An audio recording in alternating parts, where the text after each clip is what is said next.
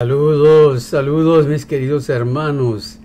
Yo sé que hace mucho tiempo no nos hemos visto, no nos hemos encontrado acá en su canal Haroldo Camacho, donde exaltamos la obra de Cristo, cómo Él tomó nuestro pecado, nos tomó a nosotros mismos en su propio cuerpo y murió por nosotros.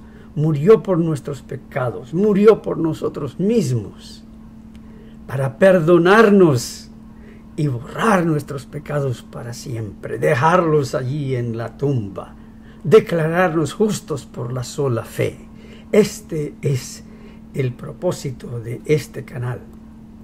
Y ahora, después de un tiempo de descanso y de orientación, vuelvo a estar con ustedes y esta vez quiero tomar el Evangelio según San Marcos, porque, bueno, para muchos de ustedes no será sorpresa que el folleto de la escuela sabática de este trimestre está tomando el mensaje, o al menos lo que el folleto supone es el mensaje de Marcos, y lo está presentando. Pero créanme que toda la razón por estudiar el folleto de Marcos no es, créanme, no es para entender el mensaje de Marcos, sino para llevar a los lectores, a los estudiantes, a los miembros de la escuela sabática, que pues son al fin y al cabo los miembros de la Iglesia Adventista del Séptimo Día, a las doctrinas particulares que representan un evangelio diferente, una narración independiente de las Sagradas Escrituras. Ese es todo el propósito de estudiar a Marcos, como ya se verá en la primera lección, y para muchos ya pasó la primera lección del folleto de la escuela sabática. Todo tiene el propósito de aterrizar en lo que la Iglesia Adventista pretende es ser su razón por existir, que Dios le ha dado un mensaje especial, que Dios los ha llamado a ser el remanente de los últimos días, a anunciar la ley, la obediencia a la ley, y eso, lo único que quieren decir con eso es el sábado, como veremos también aquí en el Evangelio según San Marcos, según ellos lo proponen. Así que nosotros no vamos a encontrar una exégesis de el Evangelio de San Marcos. ¿Qué es una exégesis?, preguntan ustedes. Una exégesis es un estudio a fondo, un estudio literario de el texto bíblico, usando las herramientas bíblicas del griego, del hebreo, de la relación con otros autores sobre el mismo tema, el ambiente histórico. Esto es lo que nosotros vamos a ver en San Marcos. Un método de estudiar las Escrituras, de entender las Escrituras, es hacernos la pregunta, en primer lugar, ¿qué tomó la primera audiencia que leyó el Evangelio de San Marcos?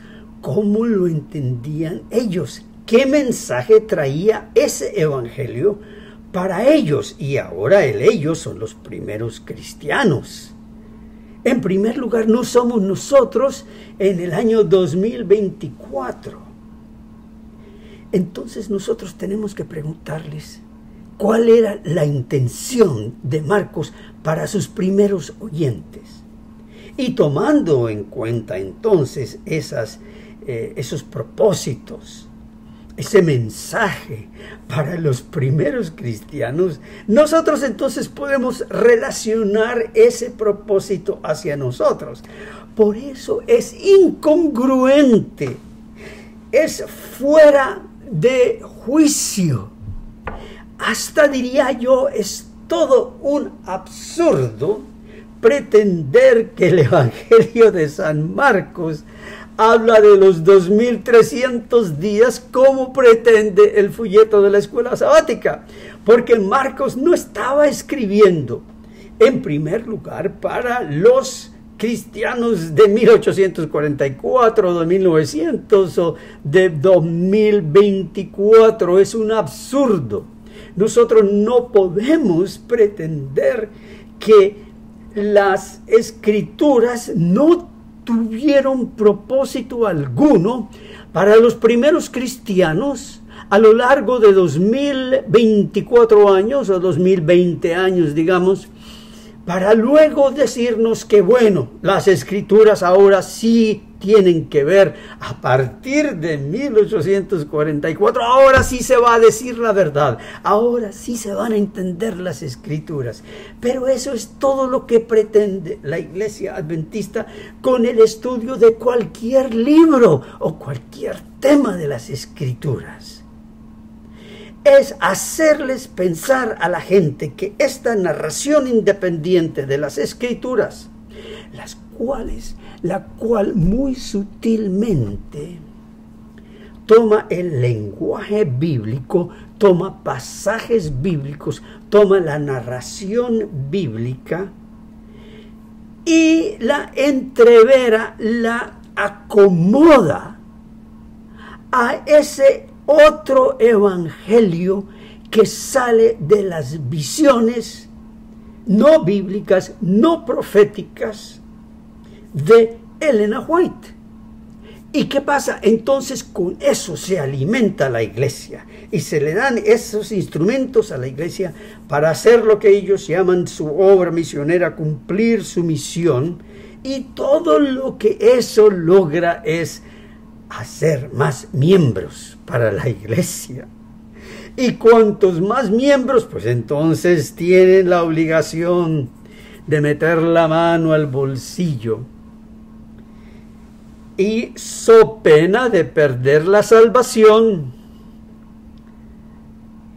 diezmar y ofrendar y dar todo para la iglesia, aún descuidando los intereses y las necesidades de su propio hogar, porque ese es el tipo de presión que ponen sobre la conciencia de los hombres y las mujeres. Aún que dejen sus trabajos, aún que hasta se sacrifiquen de sus alimentos, de sus cosas necesarias, por la obra. Ustedes me dirán, no, pastor. Claro, algunos de ustedes tienen la presunta fortuna, diría yo, de estar en una iglesia liberal adventista, donde no se habla tanto de esas cosas, ¿no? Pero otros sí, a lo largo de Centroamérica, Latinoamérica, las islas del Caribe, Estados Unidos, en las congregaciones hispanas, que son las más conservadoras del adventismo hoy en día, sí se escucha ese tipo de presión. Bueno, pero aquí la intención mía en estas disertaciones sobre San Marcos es hacer lo opuesto, es ir al texto bíblico y ver qué es lo que el texto bíblico nos dice de Jesús. Las lecciones del folleto de la escuela sabática pretenden dividir en este trimestre a Marcos en dos partes. Primero, ¿qué dice Marcos? ¿Quién es Jesús? Una pregunta muy interesante, que es un compuesto para ellos mismos contestarla a su gusto. Y luego, ¿a dónde va Jesús? Y ellos, ahí sí, allí va a la cruz. Pero no te dicen el verdadero significado de por qué Jesús fue a la cruz.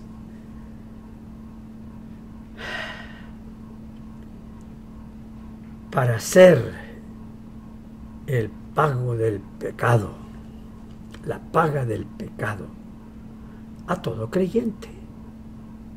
Para tomar tus pecados y mis pecados y derrumbarlos, derrotarlos, calcinarlos, dejarlos enterrados eternamente y para siempre, por la pura y sola misericordia de Dios. Y Dios te da la fe como un grano de mostaza, una cosa microscópica, para creer en ese milagro, que por causa de la vida, muerte y resurrección de Cristo, tus pecados son perdonados de una vez y para siempre. Es maravilloso. Entonces, nosotros aquí no pretendemos dividir el Evangelio según San Marcos en dos diferentes secciones, porque quién es Jesús no está separado de a dónde fue Jesús. Es Jesús quien fue a la cruz, y esa fue su razón de ser. Él vino para ir a la cruz, es parte de su identidad. Esa no existe. Jesús en su forma humana, en su encarnación. No quiero decir que Él se presentó como forma, Él fue realmente humano, como vamos a ver en breve, en su encarnación. Él fue a la cruz por ti y por mí, tomándonos a nosotros en su santo ser. Bueno, entonces vamos a comenzar este maravilloso estudio. Disculpen esa introducción tan larguísima, pero bien, es necesaria. Y me ha llamado mucho la atención porque el Evangelio de San Marcos desde hace mucho tiempo sí me llamó la atención como fuente de estudio. Es un libro que yo lo admiro mucho por todas las verdades que contienen.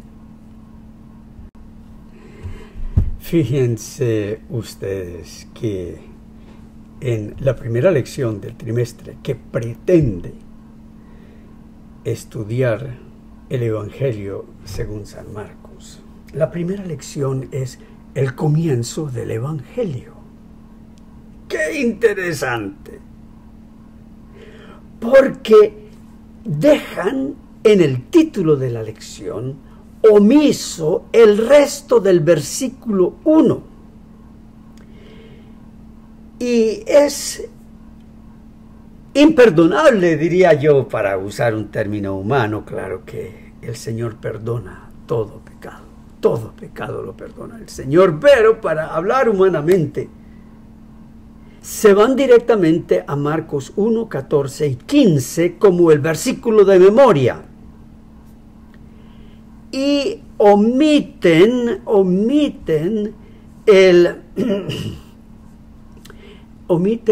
tema del resto del primer versículo de Marcos 1:1, y al hacer eso descartan a Cristo como el tema principal del Evangelio.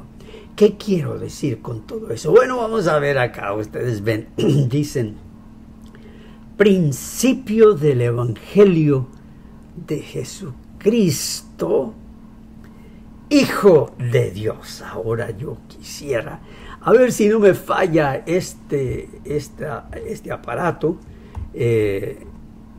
porque a mí me gusta ver diferentes versiones de la Escritura, y ya veo que me está fallando. Lo tenía todo preparado, ¿no? Pero no es necesario, ¿no? Aquí lo tenemos, vamos a centralizarnos acá, porque yo lo puedo traducir aquí al griego. Dice principio del Evangelio de Jesús. Aquí pudiéramos estar todo un trimestre tan solo en este primer versículo. Bueno, nos dice aquí el significado de la palabra principio. La palabra principio es arché en griego, y ustedes pueden ver allí esta palabra arché, que no solamente significa principio, sino significa también principal o preeminente. Significa las dos cosas. Vamos a ver si lo podemos ver aquí. Ya hemos traducido aquí al español. Esta tecnología se presta para hacer estas cosas tan rápidamente. Aquí está, arché, comienzo, origen, gobierno, real, plural, en un sentido cuasi personal. Interesante. Gobernantes, magistrados, comienzo, arché. Propiamente desde el principio. Es decir, el punto inicial de partida. Lo que viene primero y por lo tanto es principal. Es decir, tiene prioridad porque está delante del resto, es preeminente. Así que aquí Marcos dice, voy a comenzar desde el principio del Evangelio. Y el principio del Evangelio, mis queridos hermanos, no es el año 457 antes de Cristo. No es el comienzo de las 70 semanas. No es el comienzo de los 2300 días.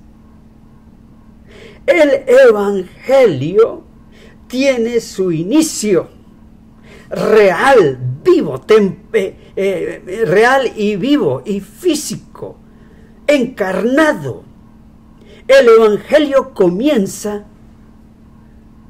con el nacimiento de Cristo, con que Cristo irrumpe a la historia humana como una pequeña célula que se va dividiendo en el vientre de una desconocida virgen en Judea, María.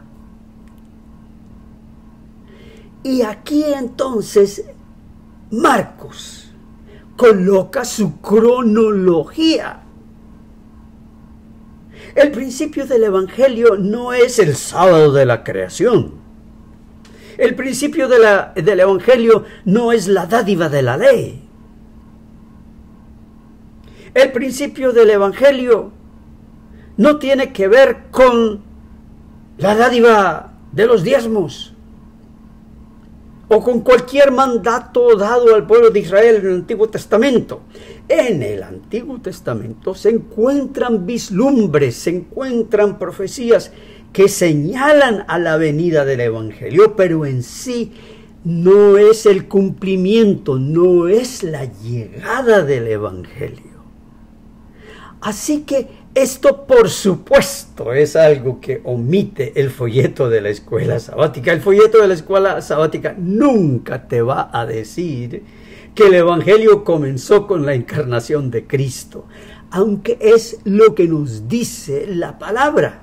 Ellos tienen que inventarse, ellos tienen que aferrarse a las falsas profecías de Guillermo Miller y luego fueron asumidas por Elena de White y todos aquellos que ellos llaman sus pioneros. A mí siempre me ha fascinado.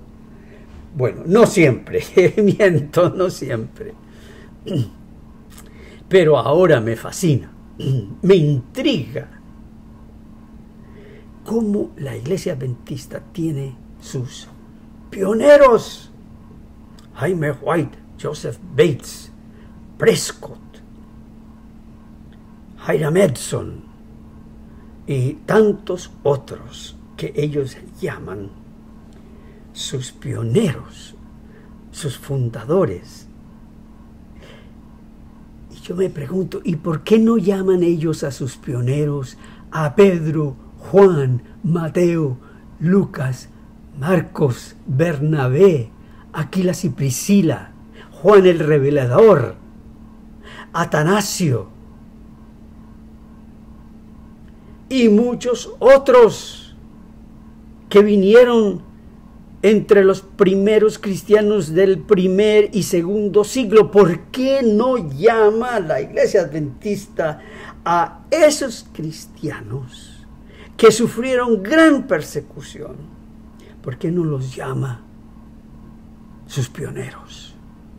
¿Por qué no los tienen en sus libros como sus pioneros, en sus libros de historia? Cuando a mí en el seminario y en la Universidad Adventista me enseñaron la historia de la Iglesia Adventista, jamás vi yo una mención a un pionero llamado Pablo.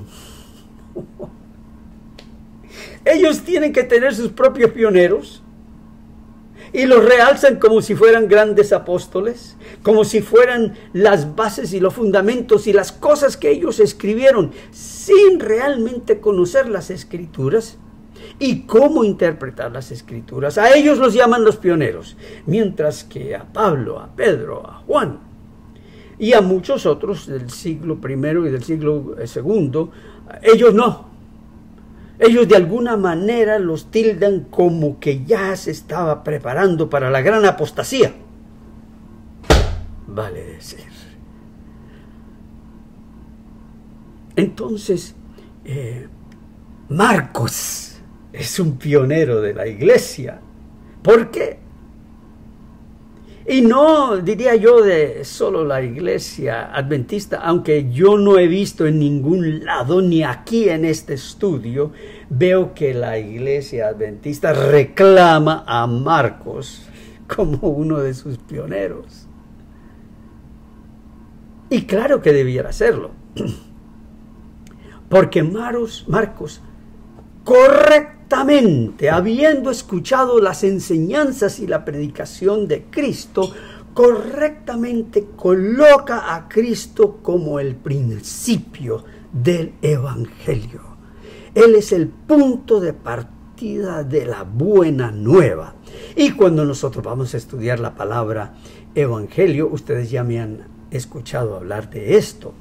La palabra en español, evangelio, traduce el griego evangelion, y el griego evangelion traduce el hebreo basar. Basar era el grito de victoria del rey en una batalla a favor del pueblo. Cuando el pueblo estaba condenado y estaba siendo asediado, sitiado por el enemigo, llegaba el rey, hacía batalla contra el enemigo, mientras el pueblo esperaba, ansioso, moribundo, dentro de la ciudad, y llegaba el rey y hacía batalla contra el enemigo, lo batía en el campo de batalla, y entraba el rey a la ciudad, y venía el mensajero delante del rey gritando: basar, basar, basar. Significa buenas nuevas, buenas nuevas. El rey ha ganado, el rey es victorioso. Esa palabra basar hasta era el mismo nombre del rey. Al rey, el victorioso, ya no le llamaban por su propio nombre, sino lo llamaban también basar, la buena nueva. Así que la buena nueva fue anunciada en el Antiguo Testamento, pero el principio de la realidad del hecho de que la buena nueva había llegado se encuentra en la encarnación de Cristo. ¿Por qué no encontramos estos datos en la teología adventista? Porque ellos no se dedican, por más que lo digan de un lado de la boca, ellos no se dedican a exaltar a Cristo como el Evangelio de Dios. Y eso lo vamos a ver aquí en una de estas lecciones. Ellos no se dedican. Ellos se dedican a presentar a la Iglesia Adventista del Séptimo Día, al igual que otras sectas como los Testigos de Jehová y el mormonismo. se dedican a presentarse a sí mismas como el Evangelio de Dios. Pero Marcos va al grano, dice, el principio de la predicación de bazar del Evangelio está en la encarnación de Cristo. Y yo les voy a contar aquí la historia. Y lo que me parece a mí grandioso es que en ningún lugar nosotros escuchamos que Marcos dice, y este es el fin del Evangelio de Dios.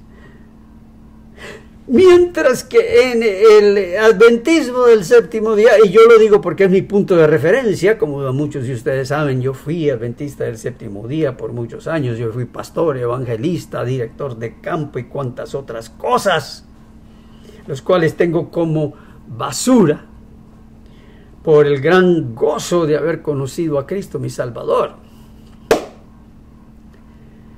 Todo eso no tiene, toda la obra humana no tiene nada que ver con el Evangelio.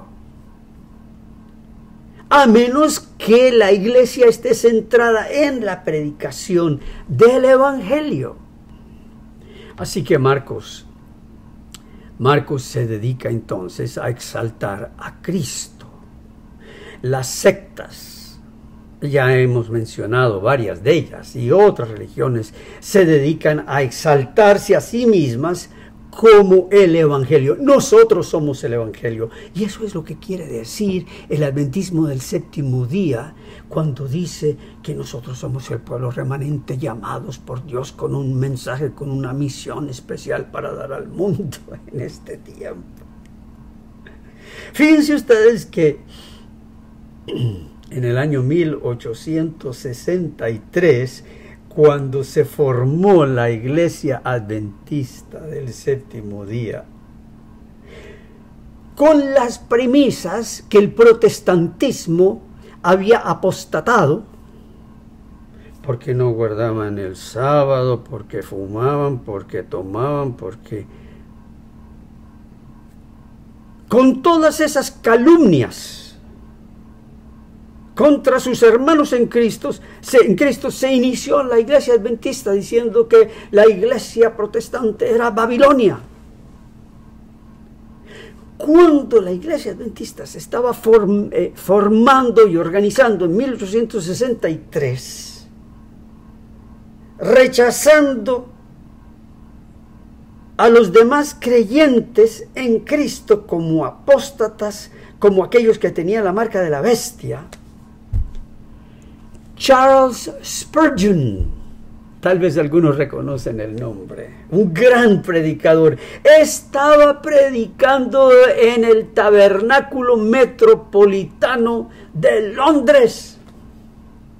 Y yo he tenido esa maravillosa experiencia de estar allí en ese tabernáculo metropolitano en Londres, donde predicó Charles Spurgeon ante reyes, reinas, príncipes, y él predicaba el perdón de los pecados y la fe en Jesús, el arrepentimiento de toda incredulidad para creer en Cristo como Salvador. Y mientras Charles Spurgeon, con gran energía, se entregaba a las multitudes predicando el Evangelio, acá en Estados Unidos, el adventismo del séptimo día lo estaba tildando a él como apóstata, como la marca de la bestia. Y él exaltando a Cristo, y eso no ha dejado de suceder. Hoy en día, a los que nos dedicamos a exaltar a Cristo por sobre todo, nos llaman apóstatas. Aquí en YouTube me han llamado cuantas cosas por predicar el Evangelio. Eso no deja de ser. Ahora le damos la vuelta y decimos que el dragón fue airado contra la mujer. El adventismo dice que el dragón fue airado contra la mujer siendo la iglesia adventista y el dragón siendo el resto de nosotros. Bueno, yo le doy la vuelta. El dragón es toda falsa doctrina que se exalta a sí misma. Y la mujer es aquella que dice, hagan lo que dice el Hijo. Y el Hijo dice, creed en mí y sed salvos todos los confines de la tierra. Por lo tanto, cree en tu corazón que por causa de la vida, la muerte y la resurrección de Cristo, todos tus pecados, todos han sido perdonados. Bueno, y seguiremos adelante con otra enseñanza, otra disertación sobre San Marcos, porque apenas hemos comenzado. Y la próxima vez iremos nuevamente a visitar el versículo 1 del capítulo 1, donde se exalta a Cristo. Bueno, el Señor les bendiga. Padre Santo Celestial que estás en los cielos, que tu gracia se derrame sobre cada oyente, que alientes su fe, que les acompañes por medio de tu Santo Espíritu en sus pruebas, en sus luchas, en sus tentaciones, en su incredulidad, en sus enfermedades, en sus riñas entre esposos, esposas, hijos, padres, que tú sanes todo eso en tus hijos, traigas la bendición de la paz que hay en Cristo por medio del perdón de nuestros pecados, por medio de su sangre, en el nombre de Jesús. Amén. Gloria al Señor.